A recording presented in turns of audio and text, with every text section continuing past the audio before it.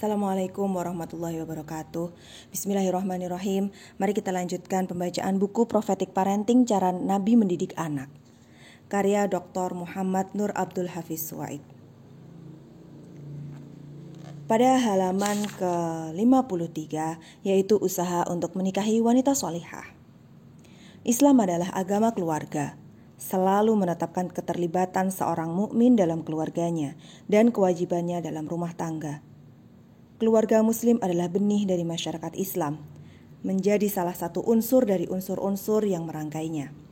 Di antara hal-hal yang membantu seorang bapak dalam memberikan pendidikan yang baik kepada anaknya adalah istri solehah. Istri yang mengerti akan tugas-tugasnya dan mengerjakan tugas-tugas tersebut dengan baik. Istri yang menjadi ibu adalah elemen utama dalam amalan ini. Apa yang dilakukannya selalu memiliki nilai historis dalam membangun masyarakat. Ada kalanya seorang ibu melahirkan anak yang menjadi pejuang bagi masyarakat dan memimpin mereka dalam merengkuh kebaikan dan kemuliaan. Rumah tangga adalah salah satu benteng akidah Islam. Oleh karena itu, benteng tersebut harus kuat luar dan dalamnya. Setiap anggota keluarga harus berdiri siap siaga di posnya masing-masing. Sebab kalau tidak demikian, akan mudah bagi pasukan musuh untuk menerobos masuk ke dalam benteng, sehingga tidak sulit bagi mereka untuk menghancurkan dan menguasainya. Kewajiban seorang mukmin adalah menjaga benteng itu dari dalam dan memperkuat seluruh pos penjagaannya sebelum dia pergi jauh untuk berjihad. Hal yang sama juga diharuskan untuk seorang ibu muslimah. Sebab seorang bapak muslim tidaklah cukup untuk menjaga benteng sendirian. Harus ada keduanya untuk bersama-sama mendidik putra dan putri mereka. Oleh karena itu, sia-sia kalau ada seorang laki-laki yang berusaha membangun masyarakat Islami dengan sekelompok orang laki-laki saja. Semestinya harus ada wanita dalam masyarakat tersebut. Kaum wanita inilah yang menjadi penjaga bagi generasi muda yang merupakan benih sekaligus buah bagi masa depan masyarakat tersebut. Hal ini sangat perlu untuk disadari oleh para da'i. Mereka juga sepatutnya memahami dengan baik bahwa sesungguhnya dakwah yang utama harus diarahkan ke rumah tangga mereka, yaitu kepada istri, ibu, kemudian kepada anak-anak, lalu kepada seluruh anggota keluarga lainnya. Harus ada perhatian khusus dalam membentuk wanita muslimah agar terbentuk rumah tangga Islami. Bagi siapa saja yang ingin membangun rumah tangga yang Islami, hendaknya yang pertama kali dilakukan adalah mencari seorang istri muslimah. Sebab kalau tidak, pembangunan masyarakat muslim akan tertinggal dan bangunannya sendiri pun akan rapuh, penuh dengan lubang. Sesungguhnya, sebaik-baik pilihan dalam menikahi seorang wanita adalah karena agamanya, kesalehannya, ketakwaannya, dan tobatnya kepada Allah SWT. Wanita seperti ini akan selalu membawa kesejukan dalam hati, dapat dipercaya pada dirinya, harta suaminya, dan pendidikan anak-anaknya. Agar dia menyuapi mereka dengan makanan keimanan, menyusui mereka dengan susu keislaman dan ketakwaan, membisikkan di telinga mereka zikir kepada Allah SWT dan sholawat kepada Nabi SAW. Serta menanamkan kepada mereka kecintaan kepada Islam sampai mereka mati. Apapun sikap seorang di masa mudanya akan terus terbawa sampai hari tua. Dan sifat-sifat kedua orang tuanya selalu menurun kepada anak-anak mereka. Kepemilikan takwa yang tampak pada diri anak kebanyakan karena mengikuti kedua orang tuanya, atau salah satunya, atau pamannya. Ada petunjuk kenabian yang menunjukkan hal ini dalam hadis yang diriwayatkan oleh Ibnu Adi dan Ibnu Asakir dari Aisyah radhiyallahu anha bahwa Nabi Muhammad sallallahu alaihi wasallam bersabda, "Takhayyaru linutfikum fa innan nasaa yalidna ashbaha ikhwanihinna wa akhwatihinna." Pilihlah untuk sperma kalian, sebab kaum wanita akan melahirkan seperti saudara laki-laki atau saudara perempuan mereka. Ad-Daruqutni meriwayatkan dan dari Aisyah radhiyallahu anha, qala Rasulullah sallallahu alaihi wasallam, "Ikhtaru linutfikum al-mawadhi'a as-salihah." Rasulullah Shallallahu Alaihi Wasallam bersabda, pilihlah untuk sperma kalian tempat-tempat yang baik. Di antara hak suami adalah mencari tahu sampai sejauh mana wawasan istrinya. Sebab wawasan ini akan membantu sang istri untuk mengatur rumah tangga dan memberikan pendidikan yang baik kepada anak-anaknya. Dan bagi wanita dipersilahkan untuk mempelajari ilmu pengetahuan apa saja dengan tata cara yang sesuai dengan kesempurnaannya sebagai seorang wanita. Di antara kata-kata mutiara tentang hal ini adalah, sesungguhnya sepasang suami istri persis seperti satu bait syair. Tidaklah baik sebuah syair apabila baris pertama indah sementara baris keduanya buruk. Rasulullah Shallallahu Alaihi Wasallam memuji kaum wanita Quraisy karena mereka memiliki sifat-sifat baik, sayang kepada anak dan taat kepada suami. Diriwayatkan oleh Bukhari Al-Muslim dari Abu Hurairah radhiyallahu an bahwa Nabi Shallallahu Alaihi Wasallam bersabda, khairu nisa'in rakibna al-ibila salih nisa'i Quraisy ahnahu ala waladihi fi sigharihi wa ar'ahu ala zawjin fi dati yadihi. Sebaik-baik wanita yang menunggang unta adalah wanita Quraisy yang salihah, paling sayang kepada anak di waktu kecil dan paling taat kepada suami. Sesungguhnya aktivitas seorang wanita dalam mendidik anak-anaknya dan melayani suaminya dapat mengangkat derajatnya ke tingkat yang tertinggi, sehingga dia berhak menyandang predikat wanita yang agung. Aktivitasnya ini sama pahalanya dengan peperangan di jalan Allah dan sholat Jumat di masjid-masjid. Muslim meriwayatkan dalam kitab syahihnya dari Asma binti Yazid ibnu Sakan radhiyallahu an bahwasannya dia datang menghadap Nabi Shallallahu Alaihi Wasallam yang saat itu sedang berada di tengah-tengah para sahabat. Asma berkata, sesungguhnya aku adalah utusan kaum wanita kepadamu.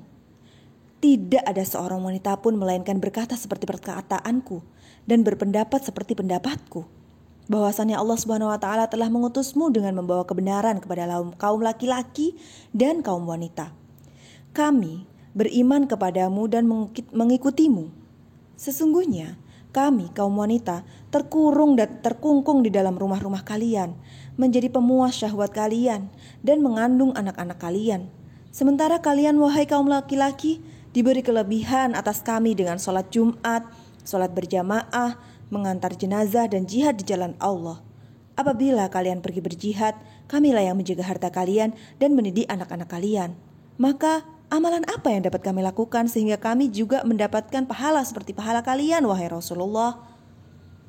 Rasulullah Shallallahu Alaihi Wasallam berpaling ke para sahabat, kemudian bertanya, pernahkah kalian mendengar perkataan seorang wanita yang lebih baik dari pertanyaan wanita tentang perkara agamanya? Mereka menjawab, tidak wahai Rasulullah. Rasulullah Shallallahu Alaihi Wasallam bersabda, pergilah wahai Asma dan sampaikan kepada para wanita yang mengutusmu bahwasannya pelayanan yang baik dari salah seorang di antara kalian kepada suaminya, mencari keridhaannya dan mengharap kepuasannya, memiliki pahala yang sama dengan yang engkau sebutkan. Al-Mawardi menganggap bahwa memilih istri yang baik merupakan hak anak atas bapaknya. Hal ini beliau kutip dari pernyataan Umar bin Khattab radhiyallahu an. Hak yang pertama untuk anak adalah dipilihkan baginya seorang ibu sebelum dia dilahirkan, yang cantik, mulia, taat beragama, terhormat, cerdas, berakhlak terpuji, teruji kecerdasannya dan kepatuhannya kepada suami. Rasulullah Shallallahu Alaihi Wasallam juga mengakui pandangan pendidikan yang dimiliki oleh Jabir bin Abdullah dalam memilih istrinya agar bisa memberikan pendidikan yang layak kepada saudari-saudarinya yang masih kecil-kecil, juga anak-anak Jabir kelak di masa mendatang.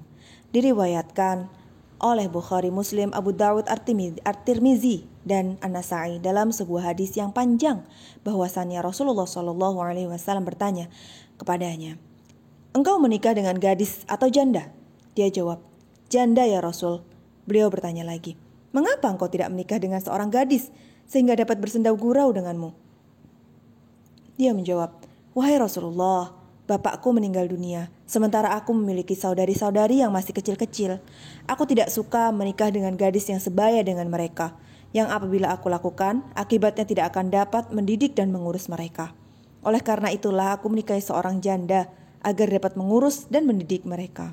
Oleh karena itu, seorang wanita yang telah menjadi seorang ibu Salah satu kewajibannya kepada suaminya adalah mendidik anak sebaik-baiknya dengan penuh kesabaran, kelembutan, dan kasih sayang. Tidak boleh memarahi anak-anaknya di depan suaminya. Tidak boleh mendoakan keburukan, memaki atau memukul mereka, karena semua itu dapat menyakiti hati sang suami. Atau mungkin saat itu Allah Subhanahu wa Ta'ala mengabulkan doanya atas anak-anaknya, sehingga doa itu justru menjadi musibah bagi seorang tua tersebut. Akhirnya, seorang istri adalah harta hakiki yang disimpan seseorang di dunia dan akhiratnya. Diriwayatkan oleh At-Tirmizi dari Sauban radhiyallahu an, ia berkata, "Lamma nazalat walladzina yaknizuna adh-dhahaba wal fiddah." At-Taubah ayat 34. Qala kunna ma'an nabi sallallahu alaihi wasallam fi ba'di asfarihi faqala ba'du ashabihi unzila fi adh-dhahabi wal fiddah ma unzila law alimna ayyal mali khairun fanattakhidhu faqala afdalahu lisanun dzakirun wa qalbun syakirun wa zaujatun mu'minah tu'inuhu ala imani. Ketika turun ayat dan orang-orang yang menyimpan emas dan perak, Quran surat At-Taubah ayat 34, kami sedang bersama Nabi SAW pada salah satu perjalanan beliau. Sebagian sahabat bertanya, telah turun ayat tentang emas dan perak. Seandainya kami tahu harta yang lebih baik, tentu akan kami cari. Beliau menjawab, harta yang lebih baik darinya adalah lidah yang selalu berzikir, hati yang selalu bersyukur, dan istri solehah yang selalu membantunya melaksanakan keimanannya. Diriwayatkan oleh Abu Daud dari Ibnu Abbas radhiyallahu an, ketika turun ayat dan orang-orang yang menyimpan emas dan perak, hal itu dirasakan menjadi masalah besar atas kaum muslimin. Umar berkata, aku akan mencari jalan keluar untuk kalian. Dia pun menghadap Rasulullah SAW dan berkata, wahai Nabi Allah, sesungguhnya ayat ini membawa dampak yang besar atas para sahabatmu. Rasulullah SAW menjawab, sesungguhnya Allah tidak mewajibkan zakat, melainkan agar harta yang tersisa menjadi bersih. Allah mewajibkan warisan hanya untuk keluarga yang ditinggalkan. Umar pun bertakbir, Allahu Akbar. Kemudian beliau melanjutkan, maukah aku beritahukan kepadamu tentang simpanan terbaik seseorang? Yaitu istri yang sholihah. Apabila sang suami melihatnya, si istri dapat menyenangkannya. Apabila sang suami memberinya perintah, si istri menaatinya. Apabila sang suami pergi, si istri mampu menjaga diri. Ya Allah, jadikanlah istri-istri kami demikian, istri-istri yang sholihah, rajin beribadah dan pandai menjaga diri di waktu suaminya yang tidak ada. Semoga kita semua dapat menjadi istri-istri yang diharapkan Nabi Muhammad SAW tersebut. Demikian terlebih dahulu pembacaan buku Prophetic Parenting, Cara Nabi Mendidik Anak. Kita selesaikan di halaman 58. Esok kita akan membahas tentang pahala menafkahi istri dan anak. Terima kasih atas perhatiannya. Wassalamualaikum warahmatullahi wabarakatuh.